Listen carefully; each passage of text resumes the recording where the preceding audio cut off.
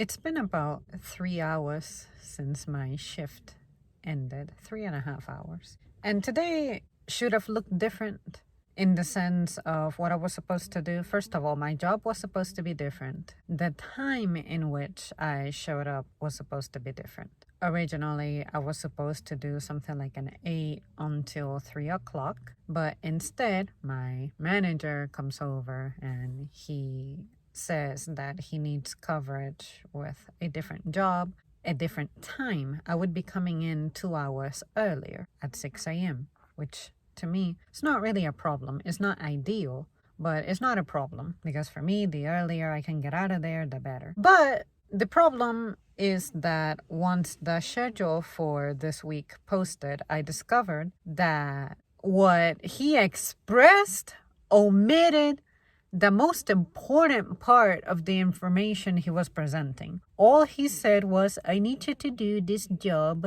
and I need you to come in at 6. Is that okay? And it's only until 10. And I'm like, oh, until 10. You guys, I fight so hard to be able to get 4-hour shifts because they just don't happen. As someone who's part-time, I never feel like I'm a fucking part-timer if I'm working 8-hour shifts like 4 times a week. And 7-hour shifts are still unacceptable. 6 hours is pushing it, but it is just very seldom that I get short shifts. The culture is that if you're a good worker, pretty much you're the one who gets the hours. But here I am saying I'm not looking for hours like that, especially if I'm just one stupid shift away from being full-time. I want to feel the difference. I want you to understand that, to understand where my meltdown came from. So anyway, at the end of that, I thought, wow, on a Saturday, I get to be out at 10 a.m. No, I find out after the schedule posts that my manager does that fucking bullshit that he does, which is omit information, which omitting information to me feels like a lie. But he's lucky he's also my friend because that's what makes it even funnier to me, and that's why I like getting mad at him. Okay, as soon as I discovered this bullshit, I said, okay, so when are you gonna fix my schedule? He's like, what do you mean? I'm like, my Saturday, the 6th, you said I was here until 10. Why am I here until 1? And he's like, well, I said that the other job was going to last until 10. And then after that, you would be cashier. And I'm like, that's bullshit. You made no mention of that. Because had you said that, I would have said no. I would rather come in later and still have time to have morning hours to myself, like 1 hour in my morning, sleep a little more because you guys know that my sleep is trash. I also would have gotten off at about the same time. I would rather just keep fewer hours. And then he has the nerve to say that I was still gonna get 7 hours. And I'm like, well, I would have left early because I already made plans based on the fact that you said that this was lasting only until 10. Therefore, I said to myself, well, before the schedule post, since I know this is ending at 10, then for noon, I'll be able to do something that I've been wanting and needing and meaning to do. No. So today, it turns out that, of course, as a Saturday, it sucked. But since I'm also dealing with the shit that I'm dealing with on the side, I had a huge meltdown. I took one of my breaks and I didn't even consult anybody. I just welcomed myself to taking it because a combination of the noise of retail ambience, it just gets overwhelming. You have alarms going off. You have the sound of coolers, the sound of the doors, the sounds of people talking, the sounds of the scanners, the phone ringing, just all that shit. I just wish I could have shut my ears. Like, I wish I had ear lids. In the same manner you can shut your eyes and not see anything, I want to be able to shut my ears sometimes. Of course, I can imagine you going to the doctor for an ear lid disorder, right? So I had a huge meltdown. I got overwhelmed after my break was over. I was crying during my break toward the end of it, like the last 3 minutes of it. But then after that, I cleaned the fuck up. Then I stepped out and I was just like looking around, like dreading everything. And my manager happened to be right there. And he's like, "What's the problem? What's happening?" And I said that, to follow me. And then after the door closed behind us, I was like, "What is not happening? Everything!" Like, I just had a huge meltdown. I let it all out. I shared everything. I explained everything, expressed everything. He already knew about half the story, but he just didn't know the latest development, which took place 2 days ago. And of course, I expressed myself when it came to that, and I just explained to him the crushing feeling I had between wanting to be a good worker, wanting to be a good friend, a good girlfriend, and things like that. It just feeling like it's not enough because somewhere someone has to have a problem, and I don't do well with that. Ultimately, after expressing myself, he was incredibly supportive, which, I mean, I knew he would be, and I know that he is there and he's like that. Also, as my friend, he's very resourceful and he's helped me handle this in the past. But it just hits different because you think that you're on your way to progress, but then all of a sudden something happens and you learn that you just aren't. You don't. And that's the part where I freak out. Just leave me alone. I'm processing things at my pace. My pace is perfectly fine, perfectly acceptable. Just don't try to make me feel like it isn't. Because then my prosecutor side comes out, my confrontational side comes out, my argumentative side comes out.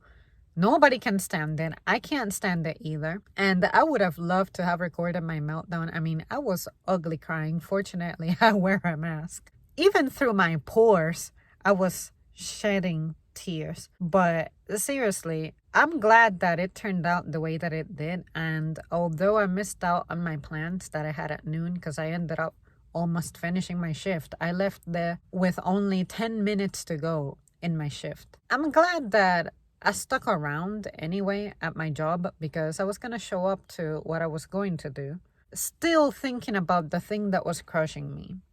And I was going to just push through, whereas having my meltdown at work and staying at work helped me, support my team because we had 2 people missing, if I remember right. And on top of that, my manager was also super grateful that I was there. He made sure to tell me before I left. And something about hearing that, it told me, you know what? Maybe it was meant to happen this way because sure, what I was going to do had value, but this experience and this memory that I created of having this meltdown and recovering from it, I realized that it helped me with my mood. It helped me with my morale at work. It helped me find myself again.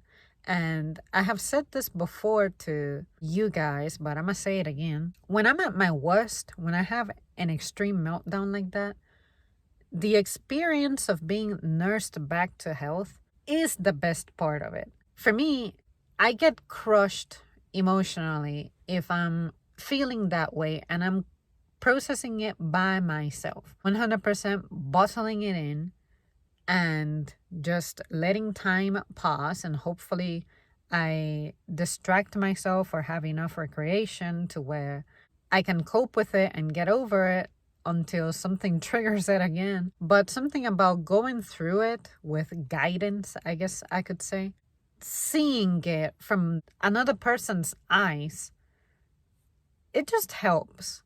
And one day I just hope to be able to describe everything with detail as opposed to being vague about it. But all I know is that I'm grateful that I did what I did today and that today worked out the way it did, because although I missed out on something that I considered important, at least I was able to be there during a time that I was needed and expected to be there because he knew that I had the plans to bail early.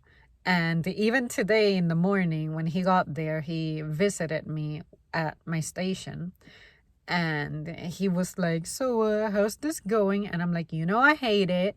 And just so you know, I am leaving at 10. Like, I know you never fixed it or you didn't try or you didn't care, but I'm leaving at 10. And then after that, I said, okay, 11 is the best I can give you. And then he asked later, after something, maybe like half an hour after my break was over, he was like, so at what time were you really going to leave? And I was like, it was 10:14 already. And I'm like, well, originally I was going to go at 10, but 10 is not happening.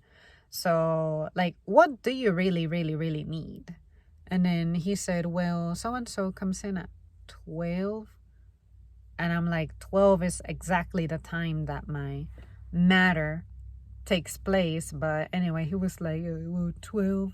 So then I said, okay, I'm going to wait for this fool to come in at 12. And after that, I'm gone, okay? 12 came and went.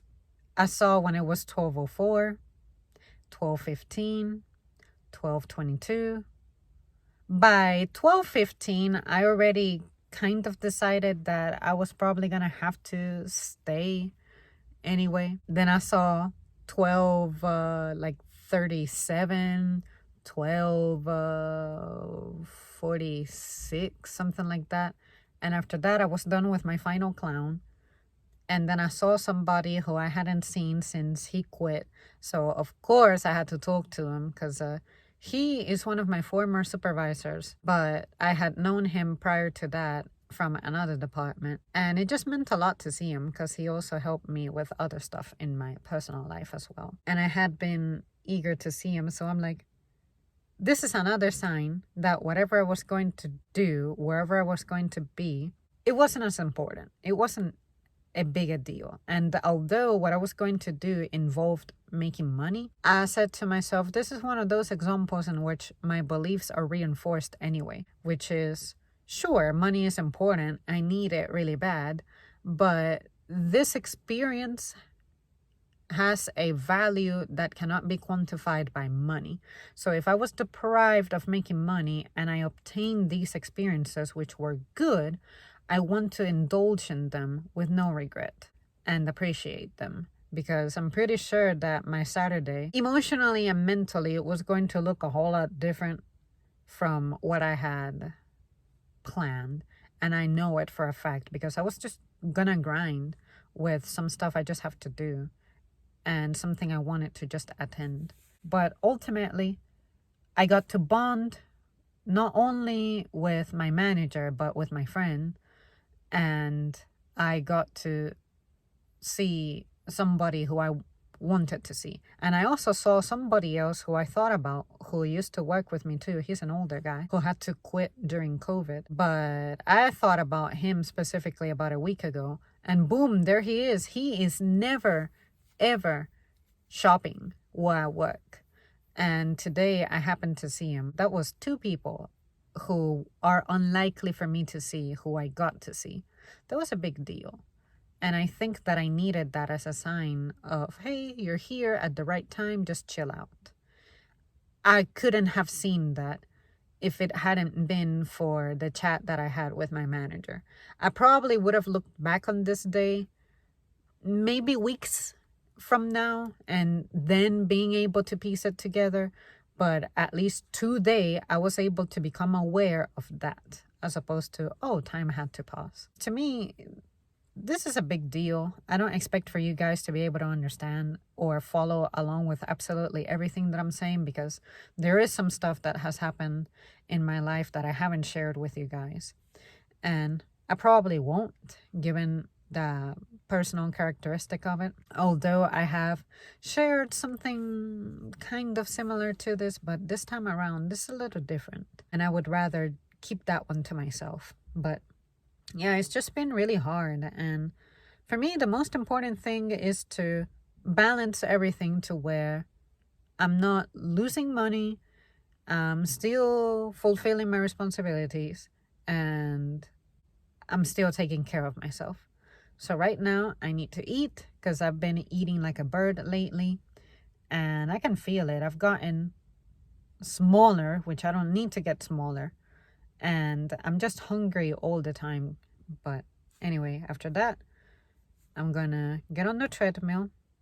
I was hoping to stream, but I think it's best if I don't. But I haven't forgotten. I'm around. It's just taking me a minute.